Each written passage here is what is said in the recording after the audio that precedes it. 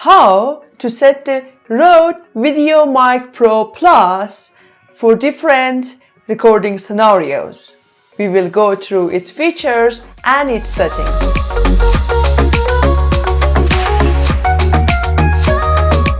Hi, I am Rosita and welcome to this channel. In this video, we will go through the RØDE VideoMic Pro Plus features and settings. Before we start, don't forget to hit the subscribe button and press the bell icon so you would get notified when we upload new videos. Let's dive into it. Having a closer look at this microphone, you can see the body is covered with soft spongy filter to act as windscreen and pop filter. The microphone shape is similar to other video microphones in the market.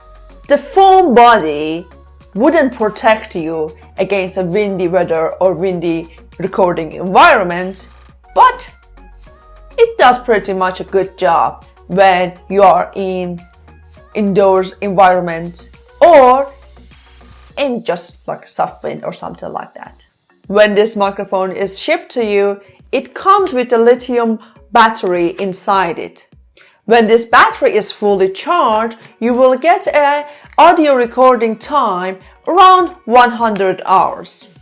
Even if the battery runs out, you can pop in AAA batteries and you can still use it. The battery can be charged through this port via a USB connection. One of the interesting features about this microphone is the shock mount. As you can see, it is really durable, and that's why vloggers love this microphone. That means this microphone is really ideal for similar use cases when you have your camera off the tripod and you have it in your hand and there is a lot of movement going on. One of my favorite things about this microphone is the amount of control it gives you simply by two buttons. Let's have a look at these controls and how it can be set. Let's turn it on. The first thing to know is that when you are charging this microphone, the blue light you see on the power button flashes slowly. When it gets to 70% charge, it will flash faster, and finally, when it is fully charged, it will stop flashing. If you use AA batteries instead of the lithium battery, the light will be green instead of blue. When you have only 10 hours remaining battery, this light will turn to a solid red.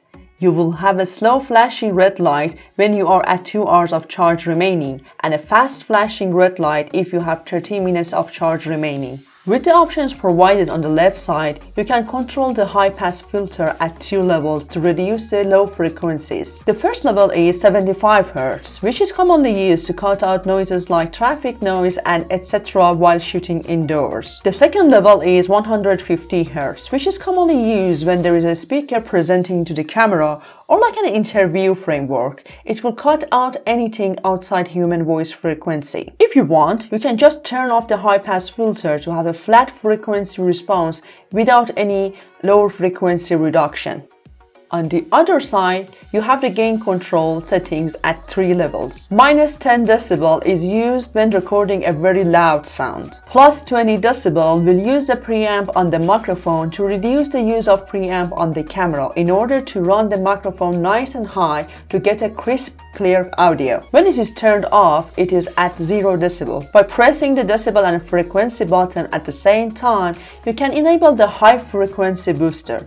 This is useful in environments with a lot of background noise, trying to pick up the sound directly in front of the microphone. When you press the decibel button and power button at the same time, you can enable the safety channel to record the second audio file as backup at the same time at 10 dB lower. The other good thing about this microphone is that when you connect the line interface to your camera, the microphone automatically pops on. It is always important to remember that this is a directional microphone.